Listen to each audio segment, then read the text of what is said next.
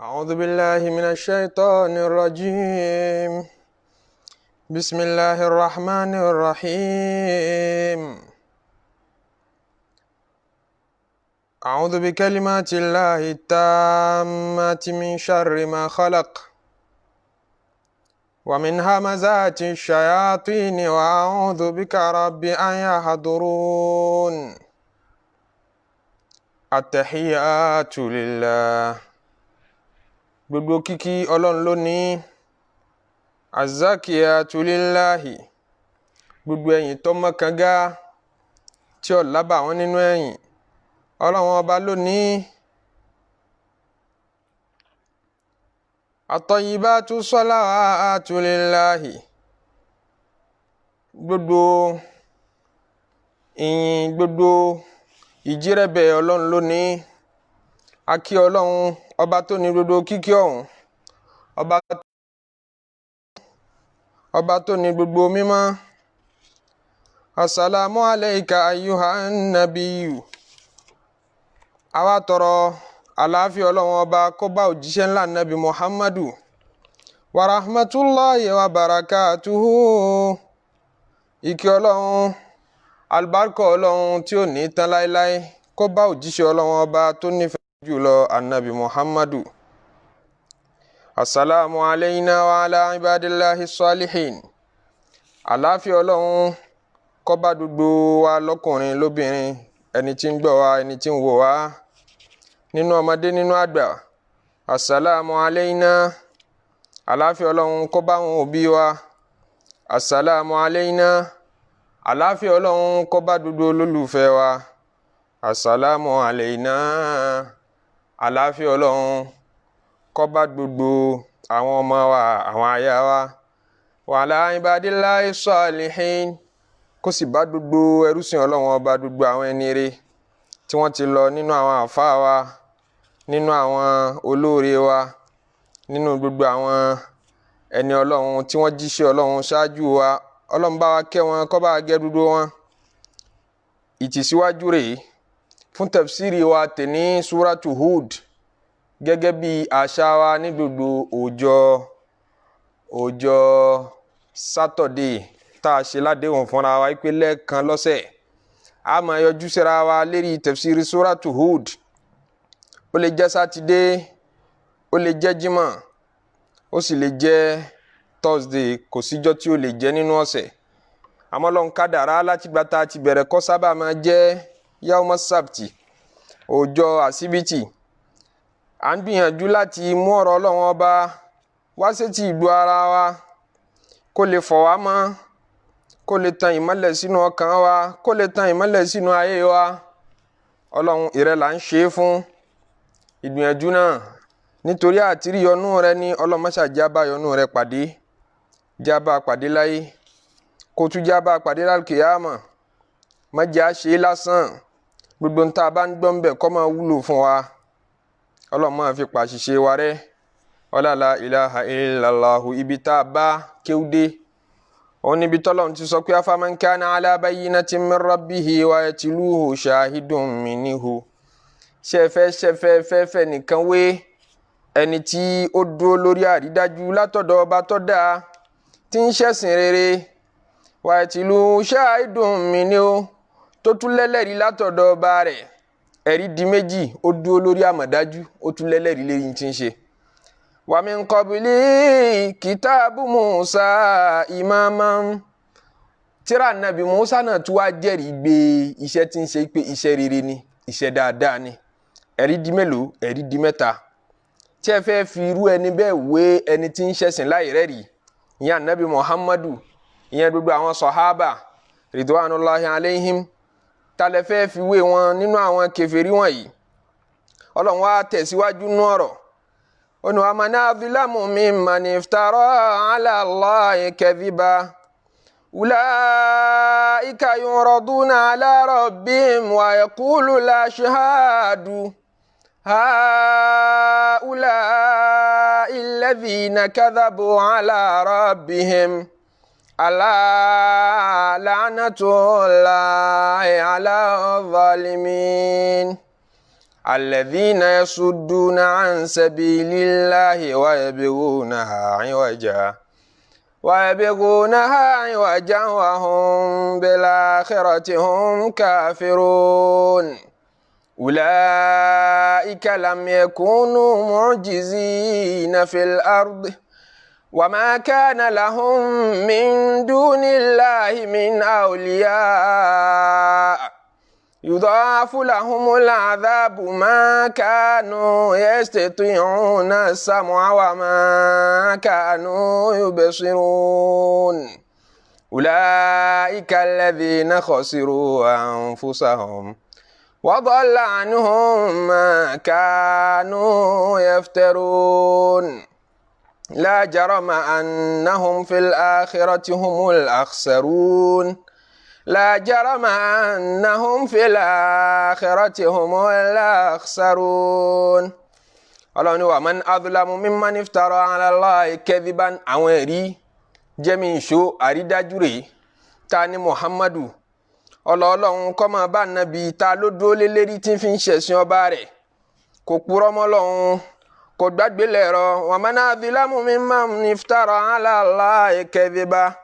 kò sẹ́ni tó lábòsí lọ́rùn tó ẹni tó purọ́ mọ́ Ọlọ́run kò sẹ́ni tó wu abi tó ẹni tó wọ Ọlọ́run sùn tó sì jó irọ́ mọ́ sáìdì Ọlọ́run ọba tó fi irọ́ tì sọ́dọ̀ Ọlọ́run ọba tó dáa kéèyàn ò purọ́ mọ́ rẹ̀ àbí kó purọ́ mọ́ ọmọ làkejì ẹ̀ṣẹ̀ ńláńlá ni kò kéré ká tó wá pé téèyàn bá purọ́ mọ́ Ọlọ́run ọba tó dáa ẹ̀ṣẹ̀ tó ju gbogbo ẹ̀ṣẹ̀ lọ ní èè ló fi fà á tó fi jẹ́ sí pé nínú àwọn kabairu dhunub nínú àwọn ẹ̀ṣẹ̀ tó tóbi jùlọ nínú Islam àwọn ẹ̀ṣẹ̀ kàǹkà ṣe mọ̀ pé ń tá a ṣe tá a fi rí bínú Ọlọ́run ó jura wọn lọ àwọn ẹ̀ṣẹ̀ jura wọn lọ nígbà tí àwọn nǹkan tá a ṣe tá a fi rí ọ̀nà Ọlọ́run náà jura wọn lọ nínú tí yẹn lè ṣe tí ó fi kó bínú Ọlọ́run láéláé tí ó fi kó bínú Ọlọ́run tó tóbi jùlọ òun ni kí yẹn purọ́ mọ́ Ọlọ́run lẹ́yìn ẹbọ ara wọn mímọ́ nínú àwọn àfa Islam tí wọ́n sọ pé lẹ́yìn al-ishraku billah ká ṣẹbọ sọ́lọ́run ọba ẹ̀ṣẹ̀ tó tún tóbi jù tí ò sírú ẹ̀ nínú ẹ̀ṣẹ̀ òun ni kí n ò purọ́ mọ́ Ọlọ́run nítorí pé ẹ bá gbé ẹ̀wò dáadáa ó lè bí ẹ̀sìn wó ó lè da gbogbo ẹ̀sìn rú ẹ rí i pé gbogbo àwọn ẹ̀sìn àwọn ànábì Ọlọ́run tó ṣáájú kò sí tó gbé corruption wọbẹ̀ tó tayọ ká purọ́ mọ́ Ọlọ́run ní tí ò sí ń bẹ̀ ká fi síbẹ̀ àwọn Júù àwọn Yẹ̀húdí wọ́n purọ́ mọ́ Ọlọ́run ní tó bẹ́ẹ̀ sìn wọn jẹ́ nìyẹn ní tó kó corruption sínú ẹ̀sìn wọn náà ní pé wọ́n fi ń tí èsì tọ́lọ́run ti sọ́dọ̀ Ọlọ́run tọ́lọ́run sọ ń pa wọn ní al-Qur'an pé fawailun lilladhina yaktubuna al-kitaba bi aydihim ègbé fún àwọn tí wọ́n ń fọwọ́ ara wọn kọ̀wé tán bá kọ́ tán tó bá dùn tó bá dán mọ́rán yín thumma yaquluna hadha min indillahi wọ́n máa sọ pé ṣe rí ìwé yìí látọ̀dọ̀ Ọlọ́run ló ti wá ṣe rí ọ̀rọ̀ tá a sọ yìí ọ̀rọ̀ tọ́lọ́run fi ránṣẹ́ sí ànábì báyìí wọ́n bá jóró yẹn mọ́ ànábì kan lẹ́sẹ̀ pé látọ̀dọ̀ Ọlọ́run lọ̀rọ̀ yìí ti ń bọ̀ liyashtaru bihi thamanan qalila nítorí owó nítorí ayé nítorí pé wọ́n fẹ́ kí ìdájọ́ kan fẹ́wọ́ ẹnìkan wọ́n yí ọ̀rọ̀ Ọlọ́run ọba padà fawailul lahum mimma katabat aydihim fawailul lahum mimma yaksibun ègbé kó máa bá wọn fún tọ́wọ́ wọn kọ ègbé kó máa bá wọn fún tí wọ́n gbáyé wọn ṣe nítorí fi bẹ̀ sin Yahudiya jẹ́ òun náà ní ìpurọ́ mọ́ Ọlọ́run ìgbé àgbélẹ̀rọ kí ló bà ẹ̀sìn àwọn tán fọmọ́ tì sọ́dọ̀ Ọlọ́run ọba náà jẹ́ láwọn tán pọ́ Ọlọ́run ọba lọ́mọ ẹ̀ ń pé Jésù ọmọ Ọlọ́run ọba ni kí ló bẹ́ẹ̀ sìn wọn jẹ́ irọ́ wọn pamọ́ Ọlọ́run waqalu takhadallahu walada àwọn náà sọ pé Ọlọ́run ọba bímọ subhanahu Ọlọ́run ni mo mọ́ kọjá bẹ́ẹ̀ èmi wọ́n ń purọ́ mọ́ wal ghaniyu ọba tó rọrọ̀ kí mo fẹ́ fọmọ ṣe nílẹ̀ Yorùbá ń bá ní kílẹ̀tà ń bímọ á ní nítorí pé afẹ́kárẹ́ ni sin wá tá a bá kú tá a bá sí láyé mọ́ sọ́lọ́run fẹ́ kú ni tí fi ń wẹ́ni tí ó sìn afẹ́kárẹ́ ọmọ ẹgbẹ́ jó sọ́lọ́run náà fẹ́ jó ni afẹ́ jẹun ọmọ sọ́lọ́run fẹ́ jẹun ni so kí ni nínú gbogbo reason tá a fi ń bímọ kò sí ìtọ́ applicable sọ́lọ́run bẹ́ẹ̀ sọ́lọ́run fi ń pẹ́ subhanahu huwal ghaniyyu mímọ́ ìmí Ọlọ́run ọba tó rọrọ̀ ọba tí ò nídìí ọmọ lahu ma fi samawati wa ma fil ardi èmi tó ẹ́sì pé dodo tí ń bẹ ń sánmà àti lèmi náà mo ní kílé tí mo tún fẹ́ bímọ ń pé mo tún wá fẹ́ ní ọmọ kan àti gbogbo ẹ̀dá tẹ́lẹ̀tẹ́lẹ̀ náà èmi mo ní kálukú Inna indakum min sultanin bihadha dodo ẹ̀yin tẹ́ ń fọmọ́tì sọ́dọ̀ Ọlọ́run ọba ẹ̀rí jẹ́ mi ìṣódà àwíjàre dà látọ̀dọ̀ Ọlọ́run ọba tẹ́ ní tọ́lọ́run fi júwe ara ẹ̀ pé mo lè bímọ àwíjàre dà kò sí philosophy ni kò kí ń ṣe gbàdúrà Nábì Ìsá alayhi salatu wassalam kò firú ẹ̀ lọ́lẹ̀ fún wọn Jésù ò firú ẹ̀ lọ́lẹ̀ àwọn tá sì tẹ̀lé tí wọ́n já àwọn disciples rẹ̀ àwọn náà nírú gbàdúrà yẹn tí gbogbo wọn fi tán lẹ̀ Paul ló dé ló da gbogbo ẹ̀rú mọ́ wọn lọ́wọ́ àtàwọn philosophers kan tán ń wádìí kí ni relationship láàrin ọba Ọlọ́run ọba tó rán Nábì Ìsá ń ṣe kí ni relationship Nábì Ìsá pẹ̀lú ẹ̀ kí sì ni relationship ẹ̀mí mímọ́ tí ń mú ọ̀rọ̀ wá bá Nábì Ìsá ó ní láti jẹ́ pé àwọn mẹ́tẹ̀ẹ̀ta yìí nǹkan kan náà ni wọ́n jẹ́ ni wọ́n fi ń fi philosophy da àárín yẹn rú Ọlọ́run ní ataquluna ala Allahi ma la ta'lamun kílẹ̀ tẹ̀ ń sọ tí ò yé yín nípa Ọlọ́run ọba ìpurọ́mọ́ Ọlọ́run ọba sẹ́ òun ní máa ba dúdú ẹ̀sìn jẹ́ ló fi fa àwọn ẹlẹ́bọ Mẹ́kà lọ́lọ́run fi ń kìlọ̀ fáwọn náà nínú àyà tá kéwúdélé ní nínú Surat Hud táwọn náà ń purọ́mọ́ Ọlọ́run ọba Ọlọ́run tún sọ fún wọn nínú ǹjẹ́ Suratul An'am nígbà táwọn náà àwọn ẹlẹ́bọ bá ṣe jẹ́ ẹlẹ́bọ tó tí wọ́n ń ṣe tán ń sin òòṣà tí wọ́n ń sin nǹkan mí pẹ̀lú Ọlọ́run àwọn náà tún wá láwọn òfin kan tán fi ń purọ́mọ́ Ọlọ́run tán ń sọ pé àtọ̀dọ̀ Ọlọ́run ọba lòfin yìí ti wá waqalu hadhihi an'amun wọ́n níṣẹ́ rí gbogbo àwọn ẹran yìí màálù yìí rànkúnmí yìí àti ewúrẹ́ yìí wa harthun àti gbogbo àwọn nǹkan oko wọ̀nyí hijrun ẹnìkan gbọ́dọ̀ fọwọ́ kàn la yat'amuha illa man nasha àwọn kan ni wọ́n lè fọwọ́ kàn wọ́n lófin àtọ̀dọ̀ Ọlọ́run ni àwọn náà ń ṣòfin nínú ẹbọ tí wọ́n ń ṣe níbẹ̀ náà àwọn náà ní májẹ̀mú wọ́n ń léèwọ̀ wọ́n ní ṣeṣe máṣemáṣe tí wọ́n ń gbà ipá tọ̀dọ̀ Ọlọ́run ọba ló ti wá wa an'amun hurrimat dhuhuruha àwọn màálù kan bẹ àwọn rànkúnmí kan bẹ tẹ́nìkan ò gbọ́dọ̀ gún wọ́n gbà ipò ṣe wọ̀ kéèyàn gùn ní jíjẹ lásán wọ́n wà fún ẹ gbọ́dọ̀ gún ẹ̀yìn wọ́n ṣe wọ̀ wa an'amun la yadhkuruna ismallahi alayha àwọn ẹranko kan bẹ tó yẹ sí pé nínú àwọn rànkúnmí wọn nínú àwọn tí wọ́n gún àwọn màálù wọn la yadhkuruna ismallahi alayha wọn kì í dákọ Ọlọ́run ọba tán bá fẹ́ pa wọ́n gbà pé wọ́n ti mọ́ adá wọn ní mímọ́ ni kò ní ìdíkẹ́ tún dákọ Ọlọ́run ọba tẹ́ bá fẹ́ pa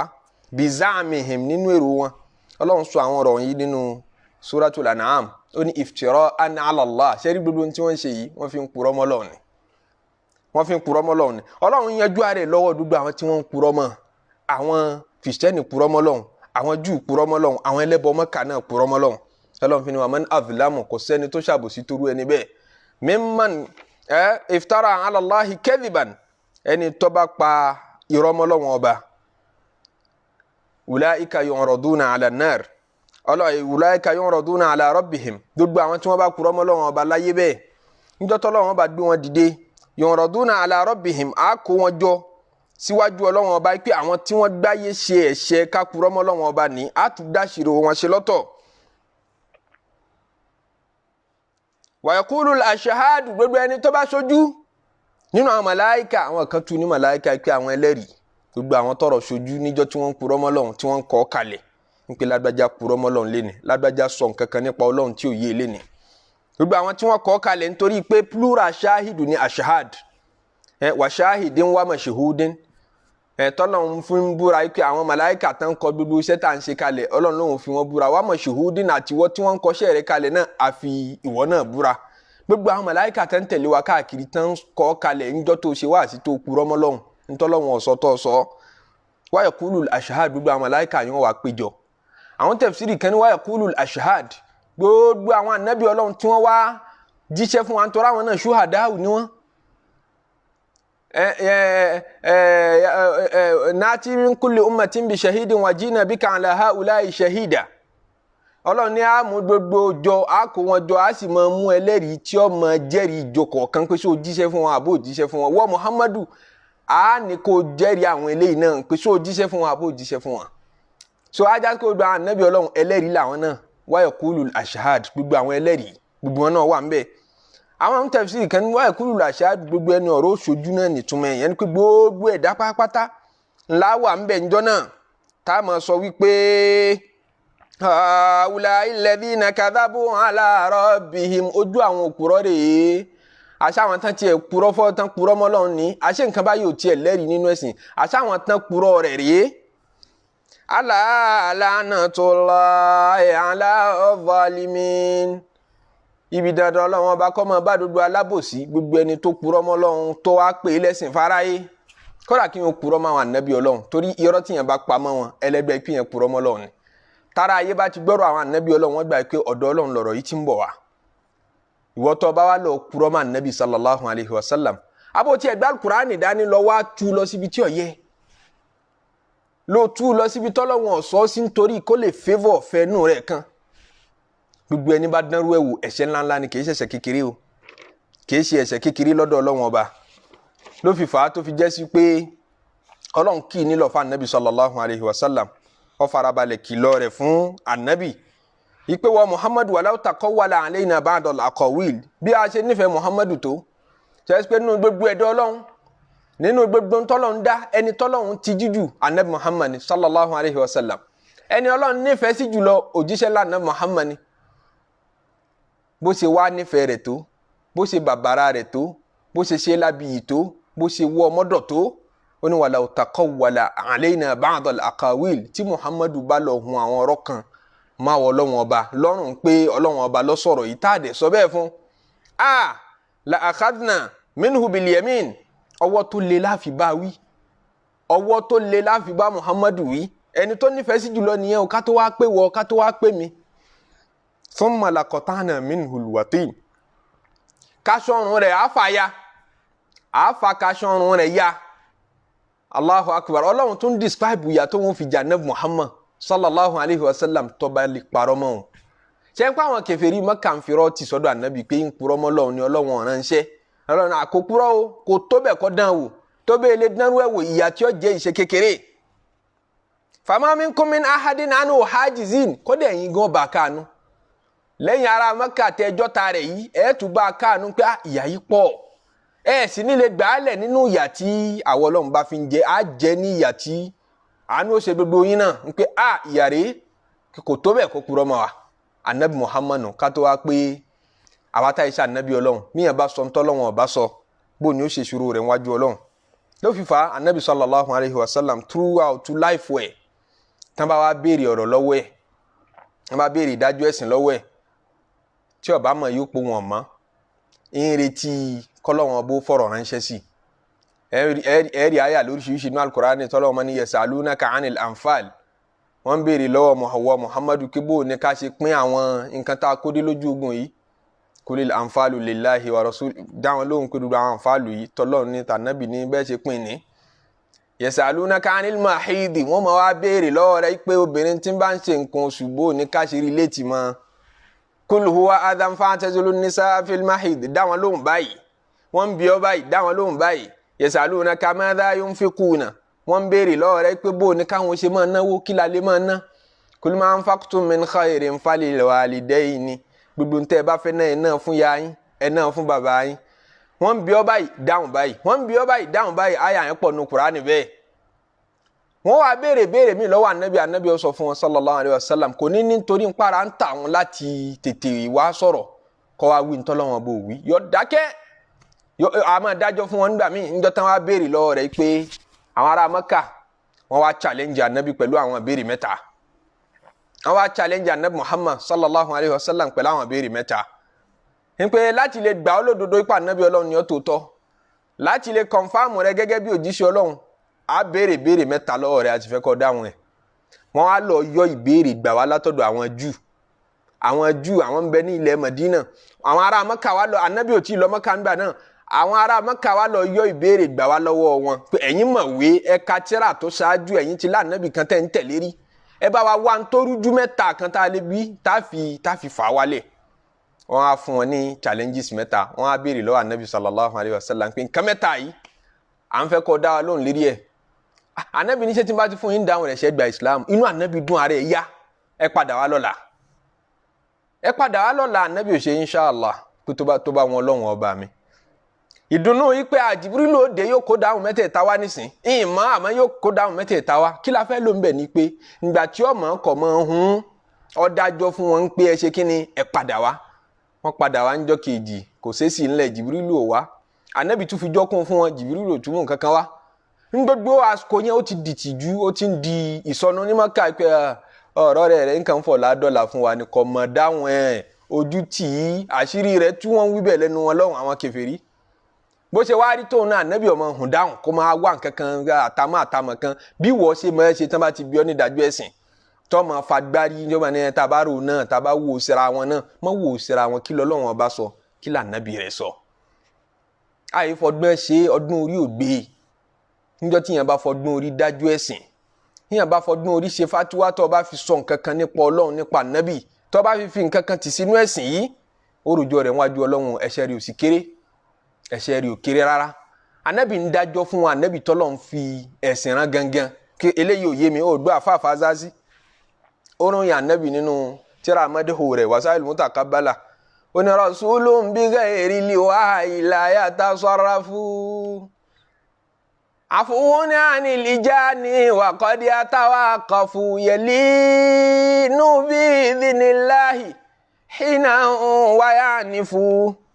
bashirun nadhirun muthirun mutatifu lahu dimatu la walatonu rahabu rasulun bi ghairi alwahyi la yatasarrafu anabi tó yẹ sí pé bi ghairi alwahyi tí wá yó bá ti sọ̀kalẹ̀ fún tí wọ́n bá ti fọ̀rọ̀ ránṣẹ́ sí la yatasarrafu kódà kò ní gbé ìgbésẹ̀ tí ọba mi ò tí bá mi sọ̀rọ̀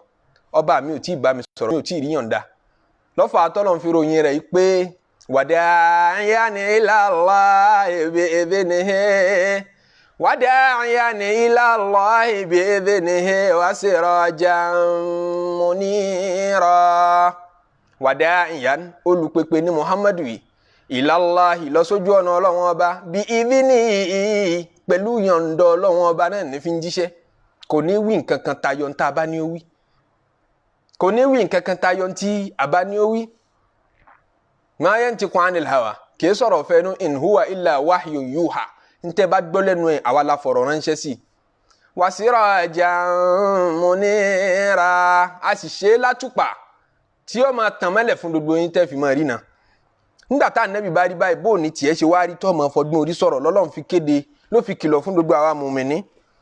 nkú wala taqulu lima tasifu alsinatukumul kadhiba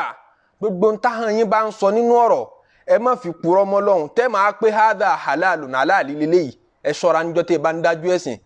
láti pé nǹkan kan ní halali ǹjẹ́ ó rárí dájú látọ̀dọ̀ Ọlọ́hun wa hadha haram àwọn èèyàn máa sá fún àti pé nǹkan ní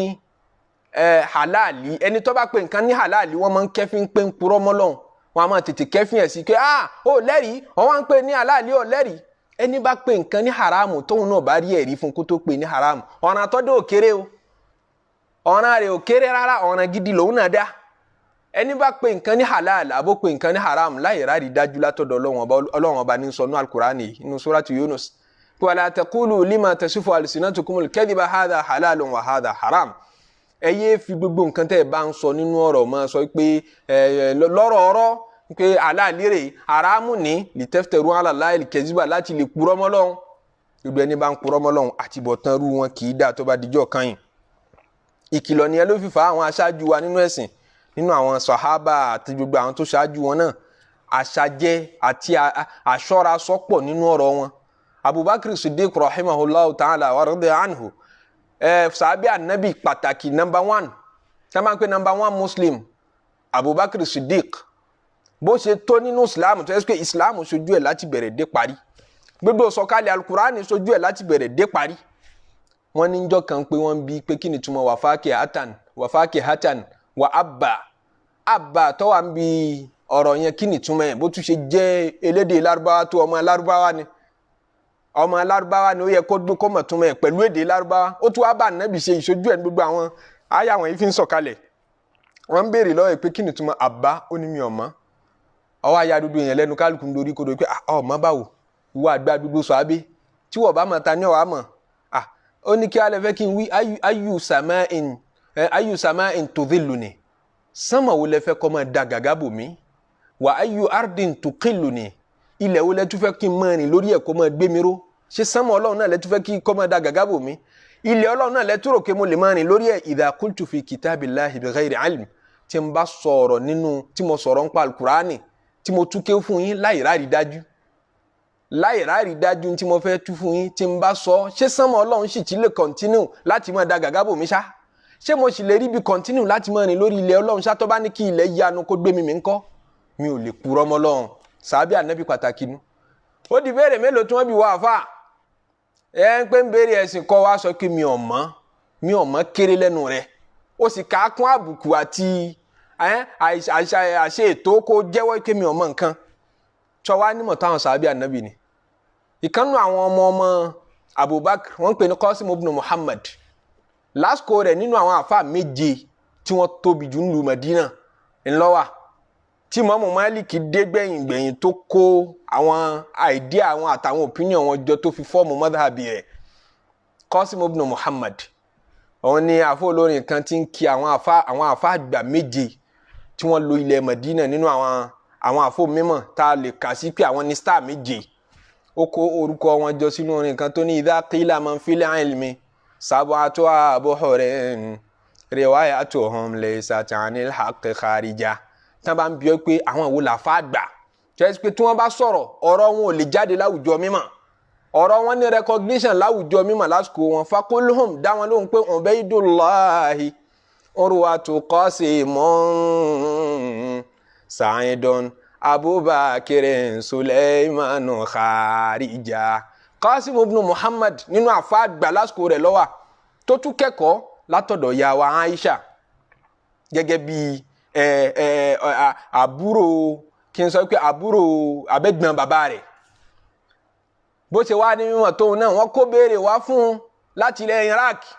wọ́n kó wá sí Madina oríṣiríṣi béèrè ní pé àwọn àṣẹ́kùbọ̀ àwọn ẹni ànátàkù láyé ẹ lọ́ọ́ bá wa bí wọ́n láwọn béèrè wọn inú ẹ̀sìn wọ́n dọ́dọ̀ Qasim ibn Muhammad wọ́n dà béèrè ilẹ̀ kò wọ́ ikú ibi tẹ́ni yẹn ti wá jìnnà kọ́ máa wá ní ká àti gbọ́dọ̀ jú ọlọ́bẹ̀ ó dáa já wá sọ́tún ká wá sósì ká wá bákan kọ́ wá bákan o ó ní lọ padà sílẹ̀ Iraq ẹ mọ bí Madina ní Saudi yóò ṣe jìnnà sí Iraq tó kọ́ńtì ọ̀tọ̀ọ̀tọ̀ síra wọn ó ní padà lọ sọ fún wọn kémi ọmọ wọn ni kì í sọ̀rọ̀ lọ sọ fún wọn pé mi ọmọ kì í tìjú òní bẹ́ẹ̀ kò sí tìjú ń bẹ̀ kò fẹ́ sáfà gbà nínú àwọn àfà Islam tẹ́ẹ̀ ní rí mi ọmọ nínú ìgbésí ayé rẹ̀ al-Imam Malik rahimahullah ta'ala ọmọ kéwìrì Abdullah ibn Wahab kanu àwọn àfà gbà aládìs tó tún wá subject rẹ̀ fún mọ́ Malik pé mo fẹ́ kẹ́kọ̀ọ́ lọ́dọ̀ Malik ó ní táwọn bá fi eye ní táwọn fi máa ń kọ mi ọmọ kalẹ̀ nínú àwọn dáhùn Malik táwọn yẹn bá ti bí ń béèrè táwọn wà ní halkọ táwọn ń kẹ́kọ̀ọ́ lọ́dọ̀ rẹ̀ táwọn yẹn wá ń béèrè pé kí ni ìdájọ́ nǹkan báyìí tí Malik bá ti wá lóhùn ọmọ àwọn kọ béèrè yẹn kalẹ̀ àwọn tó wá kọ mi ọmọ yẹn kalẹ̀ pé wọ́n bí nǹkan báyìí ìjọba yìí ó lóhùn ọmọ ní dáhùn ẹ̀ ní táwọn fi máa ń kọ mi ọmọ kalẹ̀ òun gangan tó di wàhálà kan lọ́tọ̀ pé mi ọmọ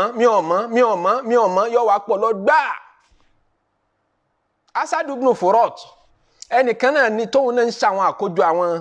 ó fẹ́ dọkumẹ́ǹtì àwọn opinion gbogbo àwọn àfà Islam lórí àwọn ìdájọ́ ẹ̀sìn ó wá ṣe àwọn ìdájọ́ ẹ̀ ó ṣàjọ ọ̀pọ̀ ní wọ́n ń lọ béèrè lọ́dọ̀ àwọn student Abu Hanifa ó tún wá travel lọ sọ́dọ̀ Malik náà pé kóun gba opinion Malik náà lórí ẹ̀ kóun fi lè kó lè jẹ́ comparative study gbàtó dọ́dọ̀ Malik tó kó dodo ẹlẹ̀ tọ́pọ̀ mọ́ Malik mi ò mọ dodo tó ń bí mi ìmọ̀ ló fi dáhùn ọ̀pọ̀lọpọ̀ ẹ̀ àwọn ọmọ kéwù mọ́ Malik àwọn Abdurrahman ibn Qasim àwọn aláṣẹ̀ṣẹ̀ wọn á ń dá lóhùn pé ọ̀dà opinion tí bàbá àfa wa ti sọ rí lérí eléyìí ni àwọn náà fún wọn ní dáhùn lérí ọ̀pọ̀lọpọ̀ ẹ̀ àṣà jẹ́ pé àfẹ́ sì sọ kọ́lọ́mọ́jẹ́ á sì sọ kámẹ́rì bínú Ọlọ́run bí n tà ń ṣe yìí ọwọ́ àfáwọn aṣáájú ẹ̀ ṣe tí ò sí fáwọn mọ́ al-Imamu Sha'bi tábìín lòun náà tó bá wọn sahaba láyé al-Imamu Sha'bi bẹ́ẹ̀ ni tábìín ni tí ó bá wọn sahaba láyé ridwanullahi alayhim wọ́n béèrè lọ́wọ́ òun náà pé kí ni ìdájọ́ àwọn nǹkan báyìí ó ní la uhsinuha kò dá mi lójú mi ò ṣúọ̀ kò dá mi lójú mi ò ṣúọ̀ Imam Malik la sọ lẹ́ẹ̀kan wọ́n kó béèrè 100 wá fún 27 ló dáhùn bẹ́ẹ̀ ìyókù yín pé mi ò ṣúọ̀ kò dá mi lójú ibi tí mo ti wá jìnnà ní ẹ̀kọ́ mátà mi ò kí ẹ̀ ọ́ padà síbi tó ti wá náà ni ṣé mi ni kí n wá wọ náà ṣé mi ni kí n ṣe rí ibú ń bẹ̀ al-Imamu Sha'bi wọ́n ń dáhùn pé la uhsinuha kò yé mi sí mi ò ṣúọ̀ mi mọ́ sí àlà yẹn ìdá ìbéèrè tó béèrè yẹn kò dá mi lójú so mi ò fẹ́ wí nǹkan kan pẹ̀ ẹni aṣojú ò wá tì yín ẹ̀yin àfáàgbà tẹ tóbi tó báyìí tẹ lókìkí tó báyìí kírú yín wá ní kò yé yín sí tìjú tí ń bẹ́ẹ̀ bẹ́ẹ̀ dà ó ní ṣe báwọn màláíkà ò tìjú níjọ́ tọ́lọ́run bí wọ́n pé tọ́lọ́run ní ká nábì Ádámù ó máa béèrè lọ́wọ́ àwọn ìbéèrè kan lọ́wọ́ àwọn màláíkà ṣebí wọ́n jẹ́wọ́ pé la ilma lana illa ma 'allamtana wọ́n sọ fọ́lọ́run ọba pé Ọlọ́run ọba o nímọ̀ kankan wà fi ń tọ́ ọba fi mọ̀ wá innaka anta allamul ghuyub ìwọ ló mọ̀ dúdú tó pamọ́ ṣebí wọ́n jẹ́wọ́ nítorí bá mú màláíkà lè sọ fọ́lọ́run pé wọ́n mọ̀ inú ọ̀wá ní èmi ṣàbí lára láti mọ̀ sọ pé mi ò mọ̀ nǹkan tá lè mí. wọ́n pe àfàgbà kan ní Abdurrahman ibn Abi Layla tábìín lòun náà tó bá àwọn sàhábà tó pọ̀ láyé ó ní adaraktu 20 wa 100 min ashabi rasulillah mo bá ń tó lé ní 120 láyé nínú àwọn sàhábì ànábì tí gbogbo wọn dájú ẹ̀sìn ó ní famakana minhum muhaddithun illa wadda anna akhahu kafaul hadith kò sí kọ̀ọ̀kan nù wọn tí máa fáwọn èèyàn rìpọ́tù ànábì fi wọ́n rìpọ́tù ẹ̀sìn tí kì í fẹ́ kó jẹ́ sí pé ọ̀dọ̀ ẹlòmíì wọn lọ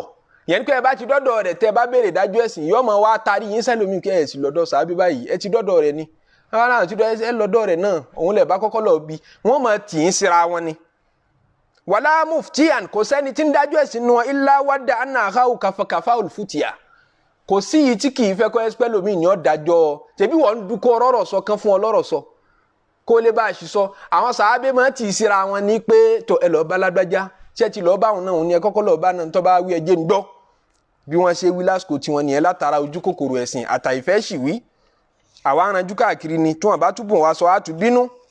Al-Imam Malik rahimahullah òun náà lọ gba ọ̀rọ̀ wá látọ̀dọ̀ àfa rẹ̀ Yahya ibn Sa'id al-Ansari ó ní ìró tẹ̀wọ́n pé Abdullahi ibn Abbas àwọn kan sì tún fi tì sọ́dọ̀ Abdullahi ibn Mas'ud òun náà ló sọ̀rọ̀ yìí pé man after nasa fi kulli ma yasalunahu gbogbo ẹni tó bá yẹ pé gbogbo béèrè tán bá ń bi ọ́ láyé náà ló rẹ́dí àti dáhùn kí ẹ máa bí mí ní tó bá wọ̀nyí mọ́ gbogbo tó bá wọ̀nyí ni ẹ máa bí mí máa dáhùn ìmọ̀ wà wọ́n ní gbogbo ẹni tó bá ti rí bẹ́ẹ̀ lamajinun wèrè ni bàbá wèrè ni ẹni tó bá gbogbo tó bá ti bí náà ló rẹ́dí àti dáhùn gbogbo ẹ̀ náà lọ́mọ kò dénjọ́ kankan bí kó mi ò mọ̀ kán á bí ń gba àwọ̀ àfàgbà wọ́n tó kú láfàgbà gbogbo ìlú yìí àfàgbà gbogbo kọ́ńtírì yìí làwọn bí wọ́n béèrè lọ́rọ̀ kọ́mọ̀ wá ti gbé àìsàn pé mi ò mọ̀ ẹni tó bá ti rí báwọn lamajinun wèrè ni kì í ṣe èèyàn rí tẹ́ mọ̀ gbọ́ kéwu lẹ́nu ẹ̀ báwọn aṣáájú wa ṣe rí nínú ẹ̀sìn nìyẹn wọn lójú kòkòrò mímọ̀ púpọ̀ wọn nìkan náà àwọn sahaba nabi ridwanullahi alaihim Hussein al-Asadi wọn lóra àwọn kan jọ kan tán ṣàǹdájú ẹ̀sìn tí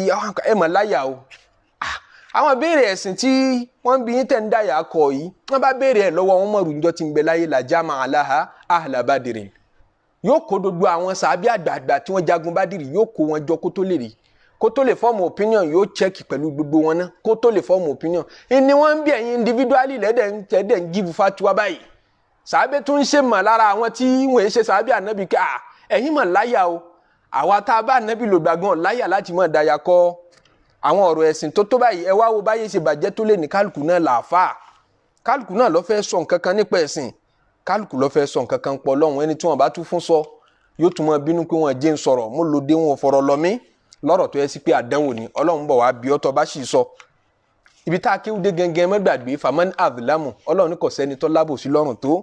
mimman iftara ala Allahi kadhiban ẹni tó hun rọ́mọ́ lọ́hùn ẹni tó purọ́ mọ́ Ọlọ́run ọba ulaika yuraduna ala rabbihim wọn kó wọn jọ́njú alkiyama síwájú ọba tó dá wọn wa yaqulu al-ashhad gbogbo àwọn ẹlẹ́rìí nínú àwọn màláíkà nínú àwọn ànábì Ọlọ́run nínú gbogbo ènìyàn àwọn náà máa sọ pé haulai alladhina kadhabu ala rabbihim aṣáwọn tó ti ẹ̀kúrọ́ mọ́ Ọlọ́run tí wọ́n fi sọ wá nù rèé àṣẹ́dọ́dọ́ àwọn òkúrọ́ rèé ojú wọn ti hàn ala la'natullahi ala zalimin kéré o kí gbogbo kálukú ọgbọ́ kọ́mọdé ọgbọ́ kágbọ́ ọgbọ́ kí gbogbo sọ̀rọ̀sọ̀rọ̀ ọgbọ́ gbogbo ẹni tí wọn ò pè sọ̀rọ̀ tí ń dá sí àtẹni tá a pè sí tóun náà dá sí bí ó ti yẹ ẹ lọ́ọ́ mọ̀ ikú alábòsí ní gbogbo yín la'natullahi ala zalimina ibi dandan Ọlọ́run yóò bá gbogbo ẹni tó bá purọ́ mọ́ Ọlọ́run tó bá bọ́ sí Facebook ṣe ń pa ayé ó ti cheap nísìn tẹ́lẹ̀tẹ́lẹ̀ kó tó lọ ra program sí tẹlifíṣàn orí rédíò yóò níbi tó jẹun kánúdé ó ti dọ̀fẹ́ ẹ̀tọ́ bá ṣáà ti ní dátà díẹ̀ ìwọ náà lè jáde ọ bá ti subscribe bóyá dátà àwọn 1000 naira ìwọ náà bọ́ sí Facebook ó pera rẹ bó bá ti wọ́n ọ sọ tòótọ́ àmọ́ tó bá dijú àlùkìyámọ̀ tọ́lọ̀ ń bá bí ọ kí ló fẹ́ wí tó bá dún wájú Ọlọ́run tọ́lọ̀ ń bá ń bí ọ kí ló fẹ́ wí ẹlẹ́mi yóò tú al-Qur'an ẹ̀ máa ń kẹ́ ntọ̀tọ̀ ni ntọ́lọ̀ ń sọ ọ̀tọ̀ níbi ó fẹ́ jà ó fẹ́ bèèbú yóò sì máa yà kan yóò sì ní ajánẹ́sì yóò sì máa tẹnumọ́ yóò sì máa tú àyà yẹn lọ síbi tí ọba tẹ́ ẹ lọ́rùn yáà pé kí lóde tó dì báyìí àwọn dàtọ̀ ọba fẹ́ bèèbú tó ọba jáde ó sì sọ pé ìjáde tí mo jáde lé ní ọmọ wa ṣe pòkì ní ọmọ wa ìjáde wèrè mo jáde lé ní kì í ṣàfà lé ní o ọ sọ bẹ́ẹ̀ fáwọn èèyàn pé èyí tí mo jáde yìí kì í ṣàfà wèrè ní mí ti ọlọ́run sọ ànábì sọ èwo ni kó tún fi tì sọ́dọ̀ ọlọ́run kó fi tì sọ́dọ̀ ànábì kó lè justify ìranù tó ń ṣe. ala la'natullahi ala dhalimin ọlọ́run ní kíkálukú ọgbọ́ ibi akéwúdé ní èní nìyẹn o kí gbogbo wọ́n gbọ́ kọjá wá sí látẹ̀rí èmi tí ń sọ yìí náà pé ẹ ṣọ́ra gbogbo ń tẹ́ bá máa sọ látòrí tọ́pìkì tẹ́ ẹ bá fẹ́ mú ẹjọ́ jẹ́ sí pé ntọ́lọ́hún sọ ń bẹ̀ gẹ́lẹ́ náà lẹ fẹ́ sọ. wọn náà Nabi sallallahu alayhi wa sallam ó gbé àwọn kan dìde àwọn kan sì fìtàn náà fọ̀rọ̀ náà ti sọ́dọ̀ Umar ipe ó gbé àwọn kan dìde ni wọ́n sọ fún wọn pé ẹ bá débi tí wọ́n rán yìí ẹ bá ti fẹ́ jíṣẹ́ fún wọn bẹ́ẹ̀ ẹ má lọ́lọ́run lọ sọ pé la taqulu hadha hukmullah gbogbo ntẹ bá ń wí fún ẹ má sọ pọlọ ńlọ sọ bọlọ ti wí gẹ́lẹ́ là ń wí yìí o tẹ bá ti débẹ̀ ntẹ mọ sọ ni pé àgbọ́yé ti wà nínú ìdájọ́ Ọlọ́run fa innakum la tadruna ma hukmullah gbogbo ọ̀rọ̀ tó o bá fẹ́ sọ pátápátá má assume pé position tó wà yìí tó bá jà ní Muhammad sallallahu alayhi wa sallam lọ́wọ́ àwọn position yìí ṣé n tí òun wí náà ni ó wí. eri mímbàrí tó dúró sí eri podium tó dúró sí àbí platform tó ti ń sọ̀rọ̀ lórí Facebook lórí social media àbí lórí ìta gbangba lójú ayé náà gbogbo ibi tó wù táyé pé ọ sí tán ti fẹ́ gbọ́rọ̀ Ọlọ́run lẹ́nu ẹ̀ máa bíra rẹ nínú pé ṣéta Nabi Ibrahim aleyhi salatu wa salam ó bá ní chance àti wá sọ̀rọ̀ níbi tí n ti ń sọ̀rọ̀ yìí ṣé n tí ń wí yìí náà ni ọmọ wí ṣéta Nabi Musa bá dúró níbí láti ní chance àti báwọn èèyàn sọ̀rọ̀ ṣé n tí ń wí yìí náà ni ó wí ọ̀rọ̀ tó bá lè jáde látẹnu gbogbo orú wọn yẹn ni kọjọ́ máa jáde lẹ́nu rẹ̀ kí n ra àwọn pásítọ̀ àtàwọn tẹ́ máa pèpè Jésù káàkiri ni wọ́n bá ti gbá sọṣẹ́ wọn wọ̀ tán gbágo dání tí wọ́n ń ṣe tán hàwé káàkiri tán dá yín dúró létí títì tán ṣe wáàsí fún yín wọ́n ti gbé personality mi wọ̀ èyí tó bá lè bí nínú wọn yóò gbé bínú kalẹ̀ kódà tẹ́ bá kan lábùkù níbi títí ń dá yín dúró yẹn tẹ́ jáde mọ́ kò ní fi bínú nítorí kó gbà pé moment yẹn òun gbọ́dọ̀ ṣe bí Jésù òun sì gbọ́dọ̀ ṣe bí àwọn ànábì Ọlọ́run èyí ṣe títà wa àfa àmọ́ yàtọ̀ wáàsí nìyẹn fún gbogbo wa àti gbogbo ẹ̀yin tẹ́ mọ̀ ń pẹ́ rí náà tẹ́mọ̀ ní Ọlọ́run ní sọ fún ọ pé Ọlọ́run fi sí mi lọ́kàn pé kí n bọ́ sọ̀rọ̀ yìí ṣe pé àwọn ọ̀rọ̀ kan làwọn èèyàn tó ń pamọ́ lọ́wọ́ ọba lọ gbà níbẹ̀ yẹn náà àbẹ́yìn tẹ́ mọ́ tara jù fẹ́sìn kọjá bó ti yẹ nítorí pé sáfẹ́ tara fa ìdí àyín yóò wá fa kẹ́ ẹ mọ́ purọ́ mọ́ Ọlọ́run kẹ́ ẹ mọ́ sọ̀rọ̀ bí ìgbà pẹ́yìn lẹ́lẹ́sìn kí gbogbo owó kíyèsí o kí gbogbo owó máa sọ àti gbogbo àwa tá a jẹ́ elédè míì tí ẹ ṣèdè lárúbáwá tá a bá fẹ́ tú alukurani sédè wa a bá fẹ́ tú àdìsí sédè wa ẹ má jẹ́ atu nítú tí ó dàbí ìgbà pé a fẹ́ lọ́ àyà yẹn wá síbi tí a wà a fẹ́ kó favour position wa a fẹ́ lọ́ àdìsí yẹn wá síbi tá a wà kó lè favour wa ẹ má jẹ́ àṣẹ bẹ́ẹ̀ àfa wa kan náà àfa àtọkọ wa ń kéwú kọ́lọ̀ ń bá bùkún dáadáa wọn ẹ bá kọ́ wa ń kéwú lọ ẹ bá kọ́ wa ń kéwú bọ̀ wọn ò ní sẹ́ rí mo ti tú fún ọ yìí gbogbo àfa yìí ó ṣe tú fún ọ nù gbogbo àfáàyè pátápátá ó ṣe tú fún ọ̀nà àmọ́ àmì ẹ̀kọ́ ṣáàzù yìí ṣe tí mo dá yín lójú tó báyìí torí pé ká tó tú kinní kan ó lè ka àìmọye dictionary àìmọye tẹ̀fsírì àìmọye ṣáríù kó tó tú kinní kan fún yín tá bá tú fún yín tán tẹ́ bá fẹ́ fún wọn túmọ̀ míì pé àbáni ẹ̀ tọ́kéwú á ní kinní kan kàkàsárùtù hù fàǹkásàrà mo rún fàǹkásàrà ó wá gbanú wọn ní ìtukùtù ló tú bẹ́ẹ̀ mi ti tú fún ọkọ̀ ó gba nínú báwo sọ tẹ́wọ́ gbà ní sọ lọ́wọ́ tí mo ń tẹ́ tí mo fi ń gbà ó ní ìgò yìí mo fọ́ kàsárùtùhù mo fọ́ fàǹkásárà ọwọ́ àgbà fífọ́ ṣégò yẹn lọ́wọ́ tí ó fi gbà fífọ́ ni ẹ bá ní àwùsáàzù yorùbá ní kankan náà ní bá ti tú fún ọ ní o ṣe tú kàsárùtùhù mo fọ́ fàǹkásárà ó sì fọ́ àwùsáàzù kò sí yàtọ̀ láàrin ó sì fọ́ àtọ́gbà fífọ́ ọgbà fífọ́ ní dàbí ìgbà kó tún lọ́wọ́ kan tí fi ń gbà lọ́tọ̀ wọn àṣàfẹ́ kó o fi nǹkan kan kún ìtumọ̀ tí wọ́n bá gbélé ọ lọ wọ́n á ní iṣẹ́ rí ìtukùtù ó lè bayé jẹ́ ìtukùtù lè bẹ̀sìn jẹ́ wọ́n ní ìtukùtù wọ́n bá tó wá fẹ́ parí kí wọ́n á ní ẹ̀tẹ̀wọ̀ ẹ̀jẹ̀ àṣàdúà ẹ̀ wá ṣe bá dùà kan tí ẹgbẹ́ ọlọ́njà lówó ọlọ́njà àṣàṣeyọrí ni wọ́n fẹ́ wí wọ́n ní ọlọ́mọdé àtútukùtù ọlọ́mọdé àtútù ó bá kú ọ̀la tí tú ìtukùtù ọlọ́mọṣẹ́ àgbẹ̀mí lọ́rùn mi bí sàásù náà ti máa wí nù kọ́lọ́mọṣẹ́ àbàmùkún dáadáa wọn nígbà tó lúwẹ̀ náà kéwú síwájú sí ni ẹ rí i pé òótọ́ ni ìtukùtù lè báyé jẹ́ tòótọ́ ìtukùtù lè bá ẹ̀sìn èèyàn jẹ́ ó lè gbé èèyàn wọná ṣe báwọn kan ni Ọlọ́run sọ̀rọ̀ wọn nínú Suratu Hud yìí pé yuraduna ala rabbihim a kó wọn síwájú Ọlọ́run ọba njọ́ al-qiyamah wa yaqulul ashhad gbogbo ẹlẹ́rìí ọmọ wa sọ pé haulai alladhina kadhabu ala rabbihim ojú àwọn aṣebìrì àwọn tó máa purọ́ mọ́ Ọlọ́run ọba ala la'natullahi ala zalimin ibi dandan Ọlọ́run ọba òfò Ọlọ́run ọba kó máa bá gbogbo alábòsí ẹ̀sìn alladhina yasudduna an sabilillahi gbogbo àwọn tí wọ́n tú ìtukùtù débi pé yasudduna an sabilillahi wọ́n dọ̀nà Ọlọ́run ọba rú máwọn èèyàn lọ́wọ́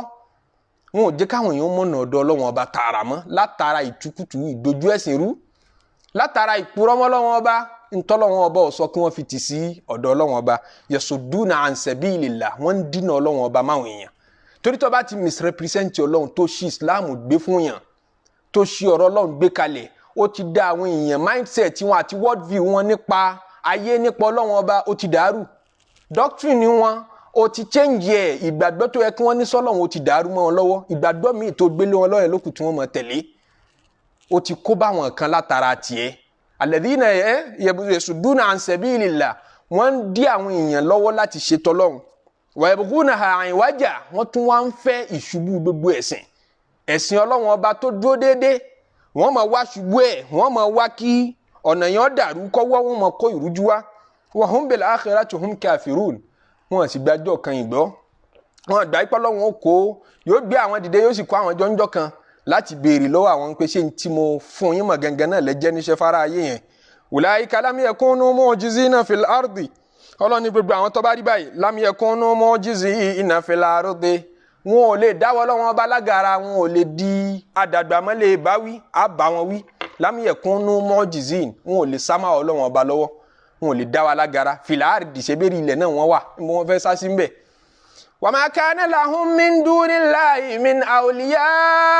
tọ́lọ́wọ́ Ọlọ́run bá sì tẹ̀ wọ́n tó fẹ́ jẹ wọ́n yà ma kana lahum min dunillahi min awliya wọn ò ní alákọ̀yà ẹni tí ó sọ fún wọn pé ẹni sọ́nbẹ̀ Ọlọ́run ò tó bẹ̀ láti bá wí kò sóńtọ̀ wọn ò lẹ́ni tí ó kọ̀yà fún wọn wọn ò lẹ́ni tí ó gbìjà fún wọn ta ló lé ẹni Ọlọ́run bá fẹ́ jẹ́ ń yà ta ni ó sọ fọ́lọ́run pé ó gbọ́dọ̀ jẹ́ lé ń yà ta ló lè pàṣẹ fọ́lọ́run yudhafu lahumul adhabu yawmal qiyamati yudhafu lahumul adhabu tó bá dijọ́ alkiyama wọn ò lékún ìyà wọn àdípèlé ìyà nítorí pé irọ́ tí wọ́n pamọ́ lọ́wọ́ ọba láyé kìí ṣàwọn nìkan ló affect ẹlòmíì náà wọ́n bà tẹlòmíì náà jẹ́ wọ́n dojú ẹ̀sìn rú fáwọn èèyàn wọ́n dojú ọ̀nà Ọlọ́run ọba rú fáwọn èèyàn yọ fa kí àwọn lékún ma kanu yastati'una as-sam'a wa ma kanu yubsirun níjọ́ tí wọ́n ń bẹ láyé wọ́n wí fún wọn wọn ọ̀dọ́ ma kanu yastati'una as-sam'a àwọn ò tiẹ̀ listen rárá wa ma kanu yubsiruna wọ́n sì lójú wọn ò fi rí na ulaika alladhina khasiru anfusahum Ọlọ́run láwọn tó bá rí bẹ́ẹ̀ níjọ́ al-qiyama khasiru anfusahum wọ́n ti ṣòfò ara wọn wọ́n ti pàdánù ara wọn wadalla anhum ma kanu yaftarun gbogbo ọ̀rọ̀ tí wọ́n pa láyé gbogbo ẹ̀ pátápátá ó ti pa sófo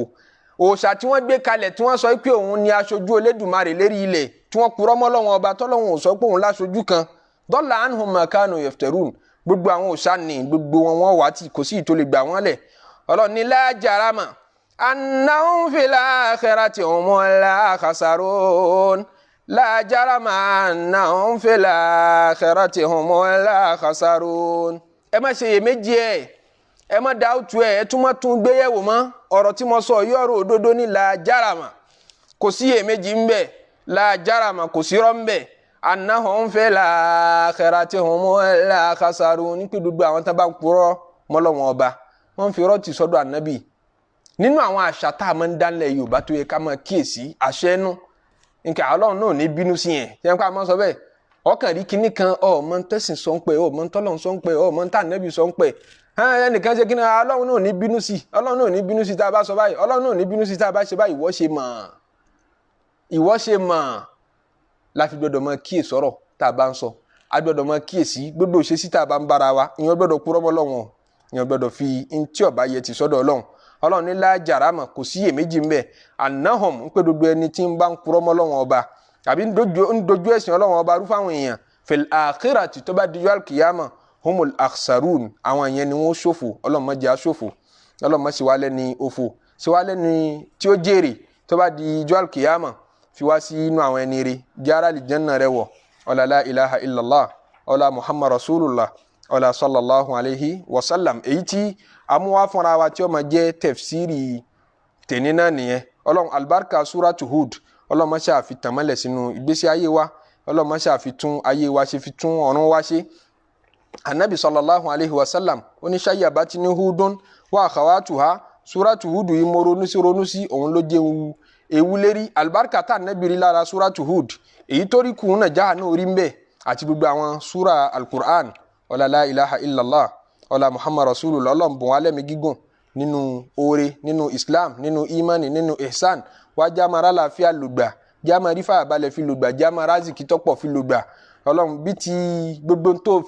fi dùn wá nú tó ń jóore tá à ń dúpẹ́ lé lérí nínú ìgbésí ayé wa lọ́lọ́kan ọ̀jọ̀kan. ọlọ́run má sọ di nǹkan ìbànújẹ́ fún wa o. ọmọ wa, aya wa, ẹbí wa, ará wa, àwọn òbí wa láwàtá lóbi láyé àti gbogbo ẹni tóbi rẹ̀ ti wà lálùkìyámà náà ọlọ́run má fi wọn ṣe nǹkan ìbànújẹ́ fún wa. àwọn tóbi wọn ti kú ọlọ́run bá wa kẹ́ wọn ọlá la ilaha illallah. gbogbo òkú wa nínú àwọn àfa wa, nínú àwọn alájọṣe wa ọlọ́run bá wa kẹ́ gbogbo wọn, nínú ẹbí, nínú ará ọlọ́run bá wa kẹ́ gbogbo wọn ọlá la ilaha illallah. ọlá Surat Hud tí à ń kà yìí ọlọ́run já àlùbáríkà rẹ̀ ó mọ̀ wá dàrú, ọlọ́run já ní àṣepẹ́ lórí oore o. subhana rabbika rabbil izzati amma yasifun wa salamun ala al-mursalin walhamdulillahi rabbil alamin.